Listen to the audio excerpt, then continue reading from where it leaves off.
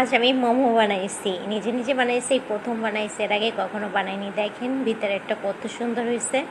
আমি ভিতরে টমেটো দিছি, টমেটো আর কি ওই যে একটু একটু দেখা যাইতেছে ব্লেন্ডার করে। আর সাথে আমি এটা নিজে বানাইছি, সস বানাইছি। দেখেন সসটা সেই স্বাদ হয়েছে আর সেই মজা হয়েছে। নিজে নিজে এগুলো ঘরের যা যা ছিল তাই দিয়ে বানাইছি।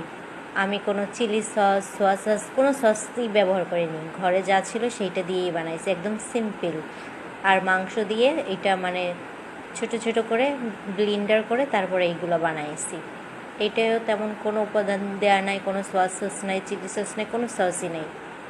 এটা দিয়ে খাইতে যা মজা, অনেক টেস্ট হয়েছে। যে খাইছে সে বুঝছে যে এটা কতটা মজা হয়েছে। আর বেশিরভাগই এই সসটাই অনেক অনেক দারুণ হয়েছে। ভাবছিলাম ভালো হবে না, কিন্তু অনেক মজা হয়েছে, সেই স্বাদ।